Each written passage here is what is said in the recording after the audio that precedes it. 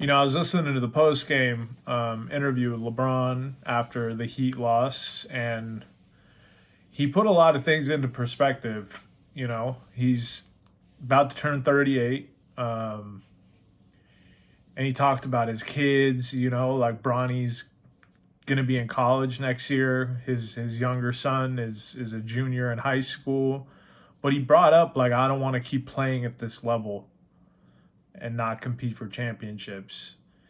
And I find that really, really interesting and really fascinating. And I think it speaks volumes. I think it's his way of nudging the front office to the media without directly doing it. Like Kobe did it in an aggressive way.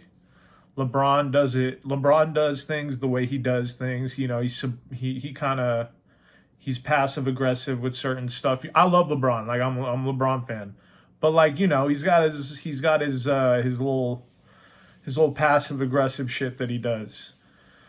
But but it was very interesting his post game.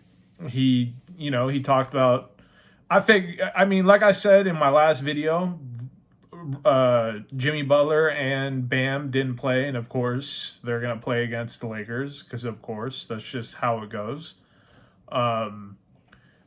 Players always come back to play the Lakers. It is what it is. It's how it will always be. That's just life. That's what we get. We get teams' best shot every single night because we're the Lakers.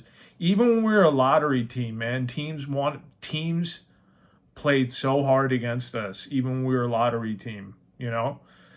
But going back to LeBron, very interesting his post game. You know, he mentioned like I brought up how the Magic were big and we out rebounded them, which was awkward.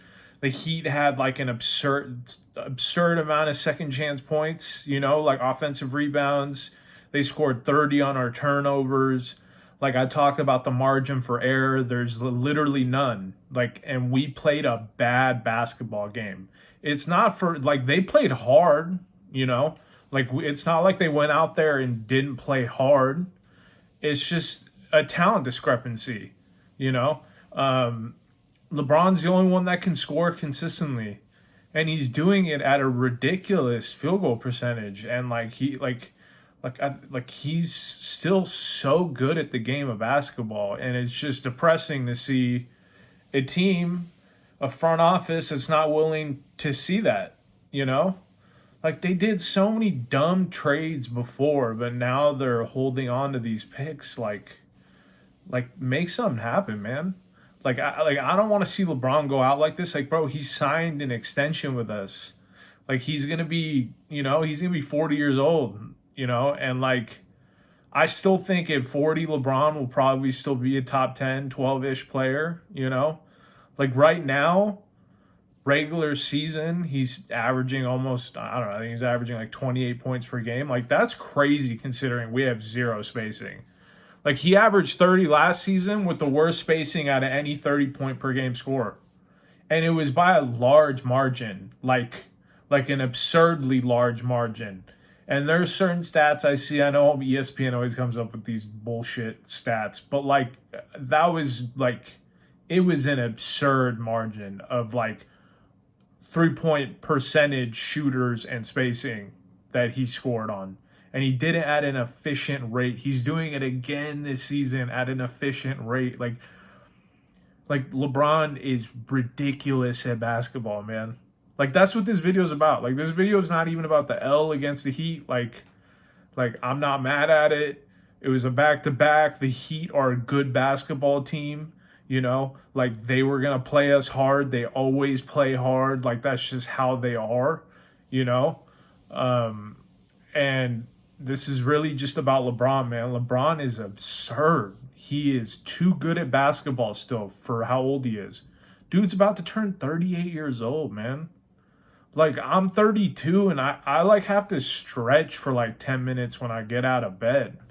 And I have like a good bed. Like I have like a sleep number and shit. Like this man's playing a sport and like he's doing it at an elite level at like an age he should not be doing it at. Like the only like players you see that play that old, like Larry Fitzgerald played old, Jerry Rice played old. Like Tom Brady's, I think 45, but like he's a quarterback, and like the league's different now. Like roughing the passer, like the all that.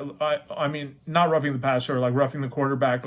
Like the rules have changed, so like the quarterbacks have more freedom of movement. So like right now is the time to be an old quarterback. But like what this man is doing at this age is just mind-boggling to me. And we're not doing anything to help him, and it's sad to watch. Like I'm if he requested a trade, I would not be mad at it, and it's not like I'm such a fan of basketball. Like I want to see the greats be great, right? Like I'm happy that the Warriors beat the Celtics, like even though like Warrior fans are some of the most annoying people on Twitter. They like by like a long shot, they're some of the most annoying people to interact with. I wanted the Warriors to win, like Steph Curry had his moment. He had his moment of greatness in that finals.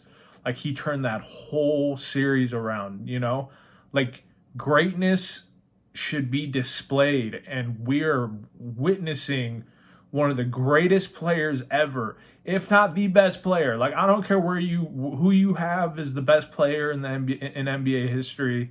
I don't typically have I actually don't have like a guy that's at the top. Like for me, it's just the top three, and they're interchangeable, and it's Kareem, LeBron, and Jordan. And to me, they're interchangeable. And Kobe is top five no matter what. I don't care who you put like in there. You know what I mean? Like Kobe's in my top five. Like I don't care what number it is. But the top three is like set in stone to me. And whoever you have at the top is whoever you have at the top. Like I don't care. I don't have a guy. Like some days I think it's LeBron. Some days I think it's Jordan. Like because I do a lot of research. I watched Jordan play when I was like a kid, so like I've had to watch more videos. Like I've seen full final series of him. Like that dude was a scorer, man. But what LeBron does on the floor is a little different, and he's just an incredible talent, and he's still an incredible talent, and he's got the best mind, one of the best minds in NBA history, if not the best mind in NBA history. Like he looks like Magic 1 second. Then he looks like Kobe the next with the turnaround over the shoulder fadeaway. You know what I mean? And then like his efficiency around the basket, like what he does around the basket, the calls he doesn't get, the layups he makes through like absurd contact without any calls. Bro, the fact that this dude like doesn't shoot like 10 free throws a game is crazy to me. And I'm sorry, like, I know my Laker videos, like, my gaming videos is me just gaming. My Laker videos are more of me just talking about the Lakers, like, but again, this is more Bron focused. And, like, just the perspective of, like, bro, he's got kids that are about to, like, Bronny is going to be in the NBA in, like, a year. You know what I mean? Like he's going to be in the NBA soon. LeBron will be in the league when his son is still in the league. And LeBron will still be one of the best players in the league, most likely. Like, he's most likely going to be like a 10 or 12 player in terms of, like, ranking in the league when his son comes in. And as of right now, like, I don't care where you put LeBron in the, like, the hierarchy of where he's at in the NBA at the moment right now, but there's not three other players I'm taking in a playoff series over LeBron James. Like right now. Like this version of LeBron. Like there's not three players that I would rather have over LeBron James. So, I mean, it's just sad. I hope we make some changes because greatness deserves to be showcased, Like I want to see him in the playoffs, man. I want to see playoff LeBron, Like I don't want LeBron going on vacation early. Like I want to see playoff LeBron again. Like playoff LeBron's a different animal. Like what LeBron did in 2018. Like that's the best playoff run I've ever seen with my own eyes. 2018. That was the best I've ever seen anyone do anything in a playoff setting. Every series.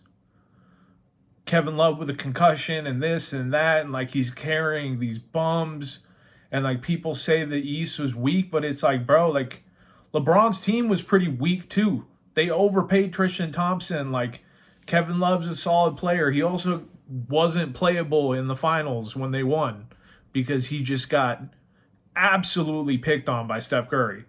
He couldn't move. If you look at like the minute distributions of like of Kevin Love in the finals, the 2016 finals, like he didn't play a lot, bro. Like he was getting bullied by Draymond Green and he was getting bullied by Steph Curry. So he was unplayable. Sorry, I'm ranting, man. I'm just like, you know, again, I'm a diehard Laker fan. I'm a huge LeBron fan. Like I'm a huge NBA fan, so I know a lot about it. But it's just sad to see, man. I want to see greatness be in the playoffs, you know? Like, I want to watch Kevin Durant in the playoffs with Kyrie Irving. Like I don't want these dudes to be hurt, you know what I mean? Like, I didn't want Chris Middleton to be hurt last year. Giannis might have 2 NBA championships right now if it wasn't for Chris Middleton being hurt, you know? It's just unfortunate. Who knows, the Celtics with Robert Williams, Robert Williams is a defensive monster, and you know he had the knee injury. Like he could sporadically play minutes in the finals. Like who knows? It sucks. Injuries suck. Anthony Davis being injured sucks. You know, I want to see Kawhi Leonard and Paul George in the playoffs, man. Like I want them to be healthy. Like I want to see Kawhi Leonard in a playoff series. Like come on, man. Like I want to see greatness, and I think we all should want to see greatness. And what's happening to LeBron's sad. These last 2 years have been sad, man. Like, Russell Westbrook just absolutely took the heart out of this team. He does such dumb shit. Just the dumbest shit. I mean, just absolutely dumb shit. Like, I don't know. I don't know how else to put it. Like, he's like a good on-ball defender 1 second, and then the worst on-ball defender I've ever seen.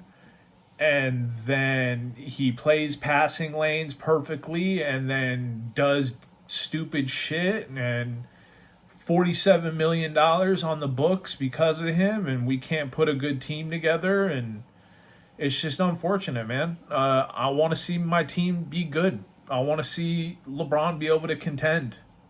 Like LeBron with a just an adequate roster with Anthony Davis, like he can contend for a championship. You know what I mean? Like you put like if you trade Westbrook, right? You can get some pieces out of it with if you throw in the picks. But you can also trade you can make a couple other like marginal trades that will at least like put us in some type of situation to where we can start winning games. You know? Like, bro, we're starting like these little ass lineups against big ass teams. Like Jimmy Butler's like 6'7", bro, and like Patrick Beverley's guarding him. You know what I mean? Like, and he is crafty around the basket. Like, we have Lonnie Walker Lonnie Walker's like 6'4", you know, like we have this little ass team. We played LeBron at the 5 last game, you know, and again it showed. We got out rebounded, and they scored 30 points off our turnovers. Like they had an absurd amount of second chance opportunities last game.